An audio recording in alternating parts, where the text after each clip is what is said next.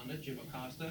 He is been one of the worst offenders. And the crowds at last night's Trump rally in Tampa, Florida, well, they told it in person what they think of him and his network. Take a look. The White House has held only 3 briefings for the press this month and 8 total since the end of May. There is no other way to describe what the White House is doing these days. Well, top officials, including the president, are hiding from the press. And Wolf, just to give you a sense as to what's happening right now, you can hear there is a chorus of boos and other chants from this Trump crowd here in Tampa, Florida. They're saying things like CNN sucks, go home, and fake news. Wolf, obviously, all of those things are false. We're staying right here. We're going to do our job and report on this rally to all of our viewers here tonight. Wolf. All right, this is not the first time this happened, and after what you just saw, Jim Acosta shared his fear of Trump supporters, and he tweeted out, quote, "Just a sample of the sad scene we faced at the Trump rally in Tampa. I am very worried that the hostility whipped up by Trump and some in conservative media will result in somebody getting hurt. We should not treat our fellow Americans this way. The press is not the enemy." Jim, I'm a pretty prominent conservative in the country. Let me say this clearly and loudly. I want every journalist in this country, everyone, I don't care who you work for, to be safe. And I'll tell you right now, I will be the first person to come to your defense if I'm there and anyone ever dares lay a hand on you. If I was standing there, if I see it happen, I will be the first person to jump in and fight on your behalf. Physical violence is never acceptable to me, nor is it acceptable to the conservatives I know and respect. And let me also be clear, if you're a conservative, and by the way, you ever threaten anyone, you're not a friend of mine, you're not a friend of this program. And by the way, or the conservative movement of which I'm just a small part of. And with that said, many people's memories, though, are really short. Remember Obama talked about getting in people's faces? Remember he said some guy named Mr. Burgess, we're going to send him to Sean Hannity so we can tear him up? Remember more recently we saw what happened to Sarah Sanders and her family thrown out of a restaurant? They followed her family to the next restaurant. Remember what happened to Pam Bondi and Secretary Nielsen? Well, let's go down memory lane. I was asked to leave a restaurant this weekend where I attempted to have dinner with my family. My husband and I politely left and went home. I was asked to leave because I worked for President Trump. 3 huge guys came up and started probably an inch from my face, screaming at me every word in the book, cursing as loud as they could. Homeland Security Secretary Kirsten Nielsen is in a Mexican restaurant of all places. Goal. Shame on you! Shame! Shame! Shame! Why are you separating that? Why did you leave my husband alone?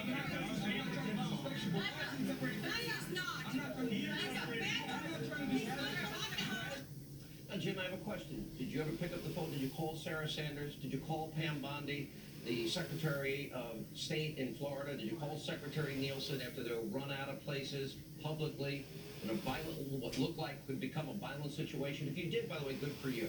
On this program, we call out bias. We will do so as long as I'm allowed the honor to be here every night. We show the clips of the media, their very worst moments. We tell our viewers to turn the channel if they don't like our coverage, but we don't support boycotts. We don't demand firings. We don't support violence of any kind, nor will we ever. That's not inciting violence by giving an honest critique. It's called telling the truth. And just because people chant fake news doesn't mean they would support any kind of violence in any way. And of course, there's plenty of bad rhetoric on a lot of sides of the aisle. Your network in particular, others in the mainstream media, you're not exactly telling the full story about things to the American people. And I see abusive bias every single day. You largely ignored the nasty rhetoric against Melania Trump. Many glossed over the scary rhetoric about Ivanka Trump, the president's young son, Barron, even his 4-year-old granddaughter, the president's granddaughter. And you totally seem to have forgotten the overwhelming amount of violent rhetoric against President Trump himself. What did you say during these moments? Take a look. And with this kind of inspiration, I will go and take Trump out tonight.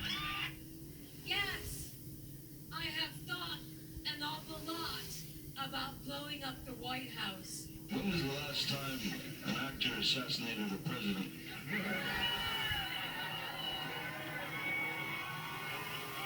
I'm going to clarify, I'm not an actor.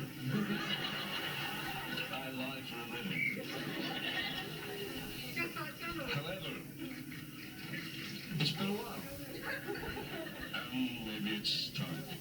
he say the things he does? Of course I want to punch him in the face. Right. The press always asks me, don't I wish I were debating him? No, I wish we were in high school, I could take him behind the gym. That's what I wish. So where's the fear, the worry, the concern about all of this rhetoric against the president? Now, do you think what you just saw is a little bit worse than being heckled at a rally? Because I do. But there's plenty of more examples of these crisis peddlers in the news media today doing whatever they can do every minute, hour, second of every day to discredit President Trump and his supporters. Now, the media in this country, they cannot stand the president's common sense conservative agenda. They can't stand that he's actually keeping his promises. They clearly don't like the Trump tax cuts because that means it's, well, less of an opportunity for Democrats to get power back. His peace through strength policies with North Korea, Iran, and elsewhere seems to scare them, ending the horrible Iranian deal. Well, no, this president's not bringing piles and cargo planes of cash and other currencies and giving it to mullahs in Iran that threaten to destroy us, and also negotiating with foreign countries. Well, he's trying to get better trade deals. He gets criticized for that. Obviously, the success is not something that's reported on often. And by the way, it seems that many in this country want this president to fail, because if he fails, then that means Democrats can get back in power. I even think if President Trump cured cancer at this point, many in the media, many on the left would still hate him.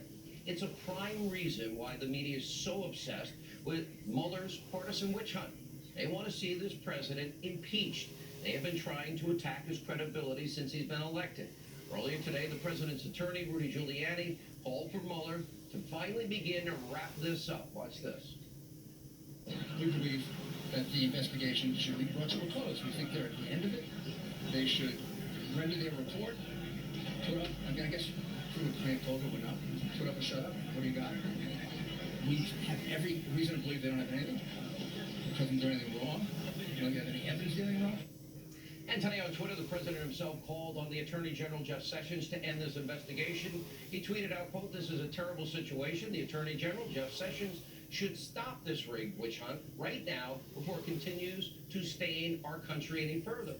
Bob Mueller is totally conflicted, and his 17 angry Democrats that are doing his dirty work are a disgrace to the U.S. And then the president continued, Russian collusion with the Trump campaign, one of the most unsuccessful in history, is a total hoax. Democrats, they actually paid for the phony, discredited dossier, which was, along with Comey, McCabe, Strzok, and his lover, the lovely Lisa Page, used to begin the witch hunt. Very disgraceful. By the way, the dossier had phony lies, and FISA judges were lied to.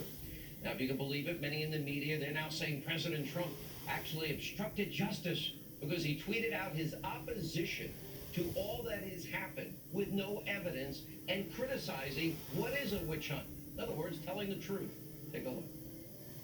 He's basically sort of delegitimizing our system of government. Maybe this is the beginning of a new Saturday night massacre, and one has to wonder whether Mr. Trump is feeling the pressure of the Manafort trial. It looks like he may very well have obstructed justice in this particular case. That's why I find it particularly ironic that he seems to be, continuing to try to obstruct and end this case so publicly. They're starting to feel the collusion investigation closing in a little bit more. We're getting Donald Trump's most overt and obstructionist tweets to date. It's not a surprise. Just around this little incident will be a strong mini case of obstruction. Crisis to crisis, fame, phony, moral outrage every second.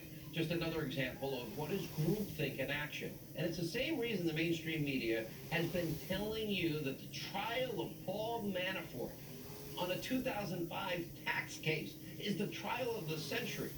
And of course, it is anything but. Manafort worked for then candidate Trump, I think, less than 100 days. The charges that Manafort is now facing have nothing to do with Trump. Nothing. Nothing to do with the campaign. Zero. Nothing to do with Russia. Zero. Nothing about collusion. Still, Manafort is facing serious time in prison if convicted. And the success rate, by the way, for federal cases is really high, 95, 98%. That means this is an uphill battle when the full force of the federal government is going after any American, in this case, Paul Manafort. The judge overseeing the trial, T.S. Ellis III, he's not cutting the Mueller team any slack, and before Manafort's proceeding even started, he accused Mueller and his team Imagine a judge saying this to the special counsel. This isn't about Paul Manafort. This isn't about a tax case. You want to tighten the screws on Paul Manafort. You want to make him sing and provide dirt against President Trump, or compose, meaning what do I need to say to get out of trouble so you can prosecute or impeach Donald Trump. This case is about a 2005 tax case. Nothing to do with Trump, nothing to do with Russia, nothing to do with collusion, and the only reason there's all of this media coverage is because he worked for then-candidate Trump for less than 100 days. And according to accounts from inside the courtroom, Judge Ellis even interrupted Mueller's team of prosecutors in their opening statement because Paul Manafort made money in his life and was living a lavish lifestyle, telling the jury it's not a crime to be rich in America and telling them to move on. The judge also chastising the prosecution over the word oligarch. And now, one more blow for the special counsel. Their star witness, Rick Gates. Well, they're saying he may not testify now. By the way, what did they offer Gates? I said last night, Sammy the Bull Gravano kills 19 people, doesn't spend a day in jail because they use him to testify against what? John Gotti Sr.? And then they get him a home in the witness protection program in Arizona? Are we not beginning to have a problem with the way they work this system? I have no idea what Paul Manafort did or didn't do in 2005 to 2007. I didn't know him. But I do know that this trial is only happening because Robert Mueller is desperate to get President Trump. He wanted Manafort to sing or compose. He's desperate to find something, anything on the president. It doesn't matter, it seems, what toll this is all taking on our country. And you talk about language, you talk about the feeling of threats. Jim Acosta, you're not the only one. I had a president of the United States not that long ago telling somebody to, first get in people's faces, and then he's going to send somebody to tear me up. Did President Trump ever say this about you? I'll put Mr. Burgess up against Sean Hannity. They'll tear him up. I need you to go out and talk to your friends and talk to your neighbors. I want you to talk to them whether they're independent or whether they are Republican. And I want you to argue with them and get in their face. Yeah, get in their face. That bit worse than chanting fake news? Tear up Sean Hannity? What about what Maxine Waters said? Follow him into the grocery store, wherever she said to follow people. Or Cory Booker.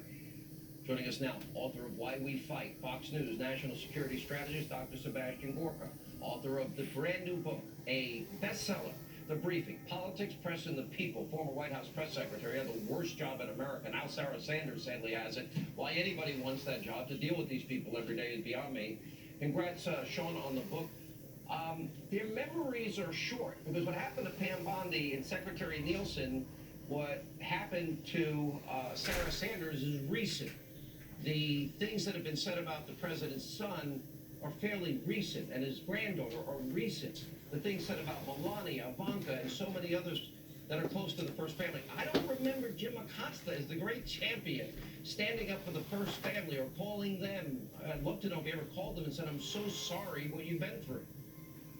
Well, Sean, look, I'm on a book tour right now, and they love playing clips about me getting heckled and intimidated. They think it's funny and amusing. So, look, I would associate my comments with your opening monologue. We have a country that allows people to express themselves freely, and that's what makes our country great. But at the same time, I agree with you. We need a free and fair press that is robust, but it should never, ever be under attack with intimidation or violence. If Jim Acosta has a problem with some of the ability of people to express themselves, he should look at his own unprofessional and disrespectful behavior, look in the mirror and wonder whether he's part of the problem. We should never be threatening anybody with violence. But it's interesting how he's only concerned with himself and his colleagues, as opposed to the violence that has come against the right, people like myself, Sarah, Secretary Nielsen, and others. I want to go out there and have a book to talk about, to exchange ideas with people, have a civil debate. And they don't seem to worry about that sort of intimidation and that sort of disruption. It's only when it affects him. Did Jim Acosta ever call you about the heckling that you received? No, he was part of it. I mean, his unprofessional and disrespectful behavior is part of the problem. The way he treated the president the other day in that Rose Garden was disgraceful. He owes the president an apology. It is not his question that he is entitled to. It is the president's to give it to him. And as much as people may not like some of This is important, because I've had the same experience, and every conservative I know has had the same experience. I don't come on TV and whine that I've been heckled, or people have tried to physically get to me, or that my life's been threatened, and that I've had people, literally threaten my life. It's happened more often than I care to exist. It's wrong. I think it's wrong. But it's not the same as chanting fake news and CNN sucks. And people have a right to freedom of speech, whether it's against Sean or me or Dr. Gorka. I'm sure you've experienced it as well. Oh, have I ever, Sean? I have to give my colleague Sean all the recognition. He was on the front line in the podium. But I was in the press briefing room. I'd sneak in and, from the back I'd watch. And Sean, Jim Acosta thinks it's his briefing room. I mean, he really thinks it's the Jim Acosta show. And it's not. It's the White House briefing room. He's got it backwards. Two metrics, just two metrics for both of you and for the viewers. Go back 20 years. Go back 40 years. And find for me when the White House press corps salivated over a Republican president. You won't find it. You won't find the hagiography. We'll take it a step further. And I said this, and I'll go back and pull the tape, many, many times when Barack Obama was president. We must keep our politicians safe. And I'm telling, look, we're the highest rated show in cable thanks to this audience. If I am there, I will be the first person in to defend anybody in the press if anyone will dare to lay a hand on them. But chanting you suck is not the same as violence. People have a right to speak in this country. It's not just the press, it's any American. No American should feel threatened to share their voice and their opinion. No American. We'll give you the last one. But Republican politicians have never said, harass the other party, get in their faces. It's only the left, it's only the Democrats, and they need to get a grip on their party before things get worse, Sean. Well, I challenge Jim to maybe talk to those people that threw poor Sarah Sanders out of the restaurant, and Pam Bondi and Secretary Nielsen, and he did have somebody that worked at his network that had a severed head. I know she got fired, of the president that his 12-year-old son saw. So let's start with ourselves. And big news out of the White House about the back and forth between the